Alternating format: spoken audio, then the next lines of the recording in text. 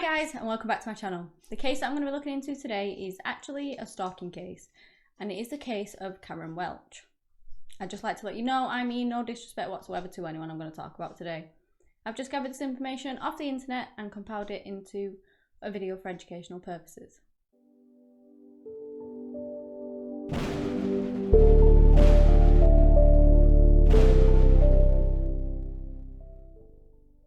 Karen was from Marlborough, which is in New Jersey, and that was where she was kind of born and raised.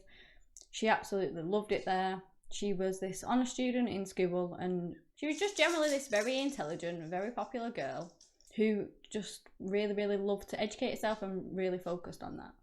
And from being quite a young age, that was kind of a sole goal in life. She wasn't ever really that interested in relationships or anything like that. She just wanted to focus on her education, and she did. When she finished her studies, she went on to move to Pennsylvania, and that's where she would attend Lehigh College. While she was there, she met a guy called Michael, and they kind of hit it off instantly. They fell in love. They really adored each other, and in November of 1989, they both married. They were just completely in love, and 3 years later, they had a son.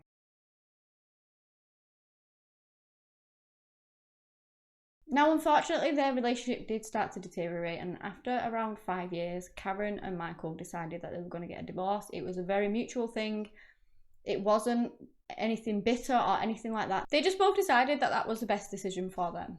So Karen was now this single mother with a son, and she adored her son. She absolutely did everything for him. She loved being a mother. And as Karen described it, she and her son just led this ordinary life. That was until Christmas Eve of 1997. So, like I said, it was Christmas Eve. Karen was busily doing things, getting ready for Christmas, and she was just kind of doing things around the house like you normally would on Christmas Eve. It was about 1 a.m. when she received this phone call. Well, she went over, she answered it. And this phone call would be the call that changed her ordinary life, and it completely flipped it upside down. So like I said, she answered this phone call, and the person on the other end of the phone was actually using this voice changer, and this voice changer was from the movie Scream. Now I must say, when I was looking into this case, it really freaked me out.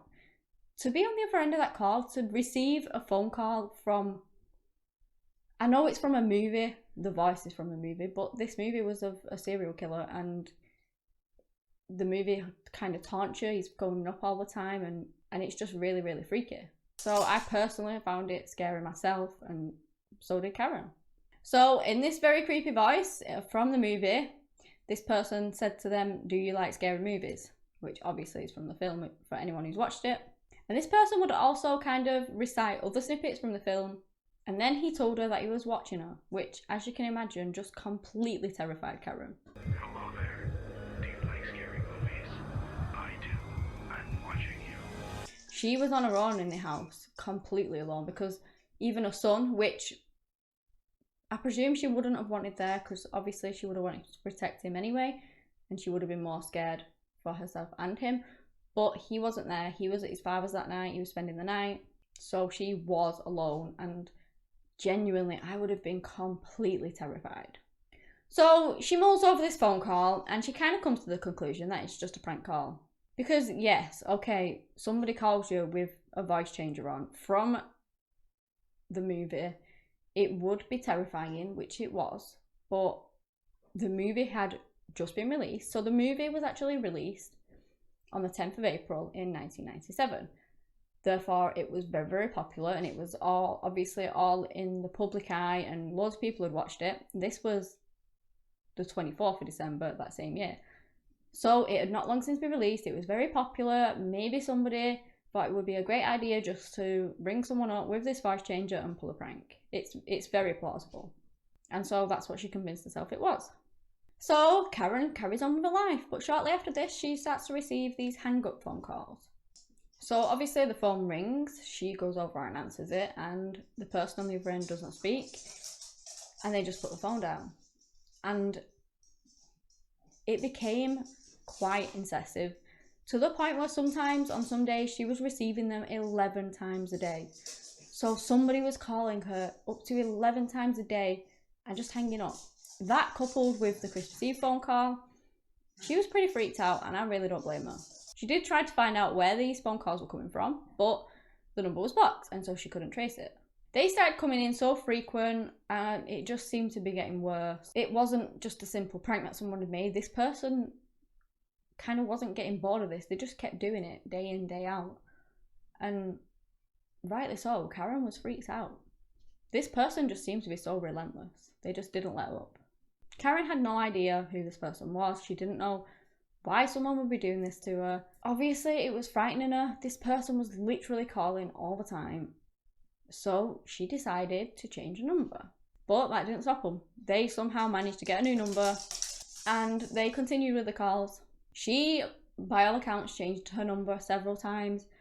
It didn't work once because no matter how many times she changed it, this person just managed to get hold of a number again and carry on with the calls. These calls were like bordering on harassment. One Sunday afternoon, she took her son out to a shopping centre. They spent the afternoon there, shopping, having fun, and when it got to around 3 p.m, they started heading home. Now, as she got in the car and she started driving home, she suddenly noticed this truck that was behind them and it kind of looked like it was following them. Karen actually stated herself that this truck had come literally out of nowhere. 1 minute she was just driving along, it wasn't there, and the next split second it was there. But at first she didn't really think much of it. Obviously she's driving on a road, there's going to be trucks, there's going to be other cars. She didn't want to kind of think too much into it.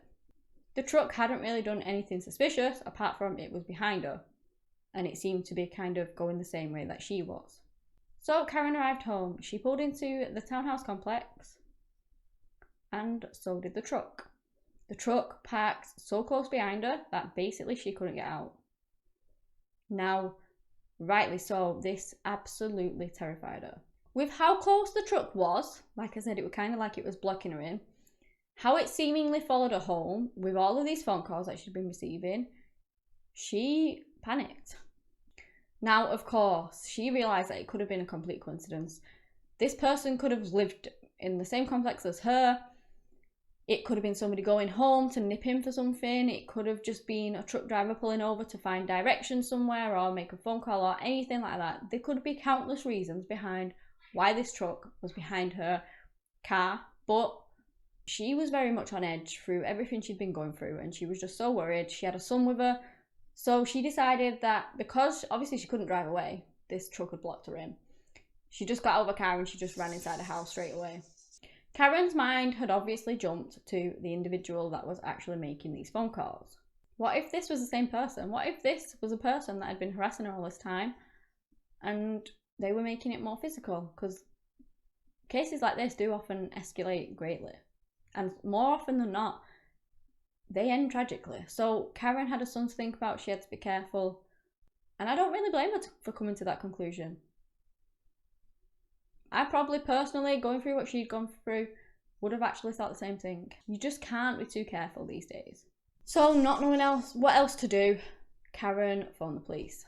She didn't really think that her call was taken too seriously by the police, and she didn't really feel like they were doing anything. But they did go on to say that obviously if anything else happened, that she needed to call them and let them know straight away and they would come out. And this happens all too often in cases like this, stalking cases and missing persons cases and things like that, where somebody can call them that's really suspicious, but no crime has been committed, really, so the police can't do very much about it, and then suddenly this person goes missing. But like I said, the police had no reason to come out. No crime had been committed. She'd just been receiving these calls. She tried to trace them back and she couldn't trace them. They were just nuisance calls in the police's eyes, I guess. They just can't investigate some of these cases when there's nothing to investigate yet, which is really, really unfortunate because sometimes it does escalate eventually so much, and as I said before, it can end very tragically.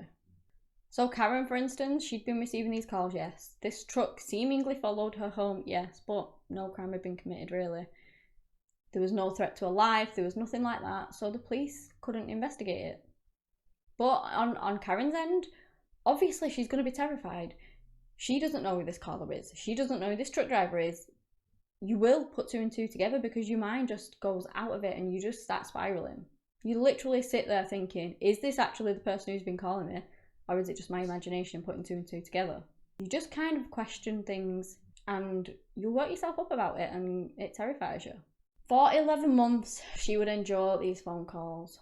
On some occasions, the person on the other end would actually speak to her, like I said, in the voice changer. Other times, they would just simply hang up. At this point, she has no clue still as to who this person could be. She's been pretty much left on her own to deal with it. Like I said, the police couldn't really do anything. Friends tried supporting her, but there's only so much they could do. They were trying to give her advice, trying to tell her not to dwell on it, because things like this can ruin your life. And obviously, that's just not an easy thing to do. You can't just switch it off. You can't just suddenly stop worrying about it. Constantly receiving these calls, trying to go about your day like normal, terrified in case for when the next call will come in and who would be on the end of it. It must have just been so awful for Karen. Her friends did also suggest that she may go on holiday. Now, obviously, a holiday could take your mind off it. It gets you out of the house. It gets you away from that incessant phone. So she took up their advice, and her and her son actually went to Disneyland, Florida. Obviously, a holiday would kind of reduce her stress drastically because she must have been under so much of it. It was a holiday that they both deserved and they both really wanted. They had tons of fun on it, spending quality time with each other, getting away from all of that mess at home, and just making memories with a son that would last him a lifetime. Disneyland for a kid, even for an adult, is just an amazing place to go to. So they were just making these lifelong memories, and also while she was away, it was Karen's birthday, so they also celebrated that. After one fun-filled day, the pair returned to the hotel room, and that is when they received a phone call on the hotel line.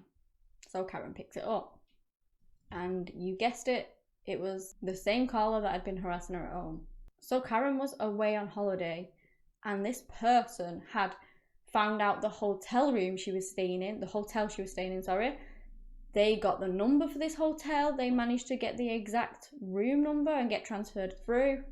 And it was just terrifying. They, on the other end of the phone, using this voice changer, started singing happy birthday to Karen. And I personally found this so strange. Like I said, how would they manage to find all these things? Not only that, they knew it was Karen's birthday. She wasn't even away for that long when this call actually came in. So how on earth did this person manage to get hold of this information? This was clearly stalking behaviour. This person, it was as if they couldn't cope without, doing this to Karen without having spoken to her or at least called her. And because she was on holiday, they had to find out where she was. They had to find a number and they had to speak to her. It was so scary to receive these calls, and it just followed her everywhere she went. So Karen calls 911. They did this time try to trace the call, but they couldn't trace it. This person was smart enough to use like a prepaid phone to basically try and hide their identity and just cover the tracks. Once again, the police couldn't really do very much. It was at this point that she did start to think that maybe this person was someone that she knew, because they knew she was away. They knew it was her birthday. They knew the hotel she was in. She just figured that surely this must have been somebody that she knew to know all these things. Anyway, she finished her holiday kind of as best as she could after receiving obviously this scary phone call. She returned home and she didn't actually receive another call. As suddenly as they had started, they just suddenly stopped. She'd had them for so long now that she was ecstatic that they had finally stopped. Maybe this person had finally given up, finally stopped their stalking or their prank or whatever on earth they were doing. And it felt like she could finally kind of get her life together and just move on from this whole matter. She was happy again. She was back to her old self. It was like this huge weight had been lifted from her. And for the next 4 years, Karen was allowed to be happy. She was allowed to move on, kind of put it in the back of her mind and kind of essentially forget about it. That was until one day when she came home and her screen door had actually been slashed with a nail, and the nail was still in it. She instantly felt like it was all happening again, and she was right. For the last 4 years, she'd been able to move on, carry on with her life, forget all about it essentially, and to come home to that must have just been so devastating. She found footprints kind of around her windows and around her house as if someone had been looking in the windows, and somebody had obviously just been generally hanging around. Now, I know it had been 4 years, but she just figured that it was the same person, that they'd come back again. But now, in a sense, they were braver. They were basically, if it was the same person, telling her that they weren't afraid, that they knew where she lived and they weren't afraid to go there. And rightly so, Karen didn't feel safe in her own home. Everyone around her was just so worried because yes, okay, this person had incessantly called her for nearly a year. 4 years has since passed, no word. But this person had never actually done anything more. They'd never gone round to a house, as far as she was aware. They never made the presence aware to her, at least. And now this person was escalating. This person had actually been to her home. With not feeling safe in her own home, she went to the police again. She spoke to a detective. This detective sent someone round to her house to check out the damage on her house, see if there were anyone there, anything like that.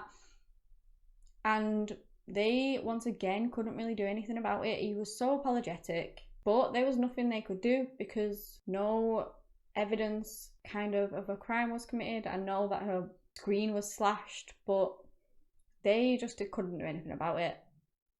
And this stalker just continued to get away with it.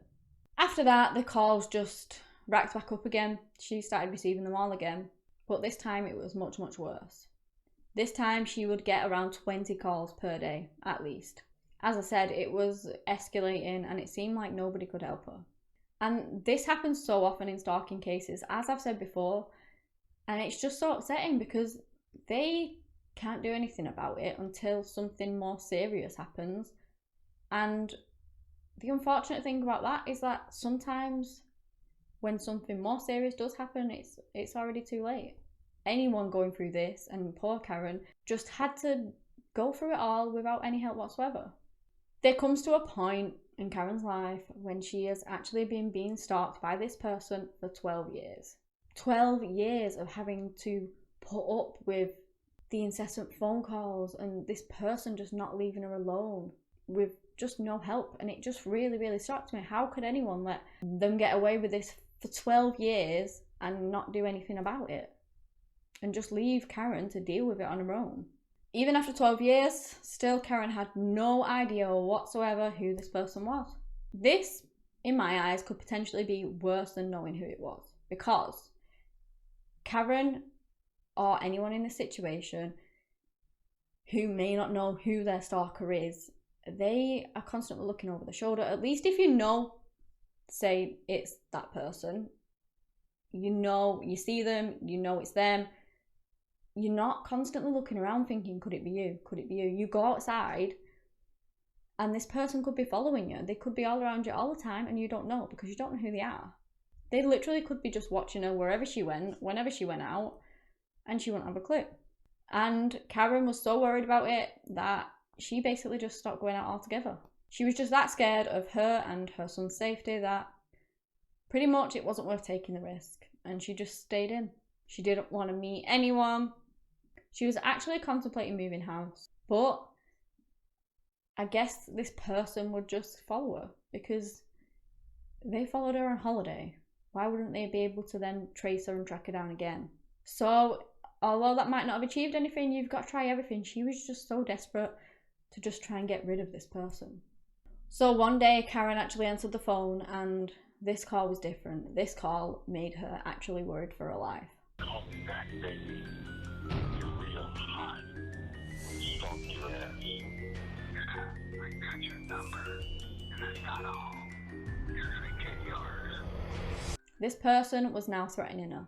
Obviously, she was utterly terrified, but she had a real good sense to record the phone call, and she took it to the police. This was the break that she needed, because now there was actually a threat to her life, and there was proof of this threat to her life. The police could finally investigate after all of these years. They had reason to believe that Karen's life was actually in danger. So, as frightening as this call would have been, and as terrified as she would have been, it was kind of a saving grace in a sense, because now the police could act. Now the police could help her. And it was the help that she so desperately needed. Police launched a full investigation. They went on to try and trace a call, and this time they actually did manage it because the person who had made the call had not used a prepaid phone, this time at least. They'd just not done anything to cover the tracks. I guess after 12 years of the police not doing anything, you probably would go lax and maybe a bit sloppy and potentially just think no one's looking into it, so I don't really need to use a prepaid phone anymore. It allowed the police to trace the call. On the 15th of January in 2010, Karen would finally find out who the identity of the person was that had been stalking her for the last 12 years. This person was called Joe Patty. He was taken into custody where he admitted to everything that he'd done to Karen.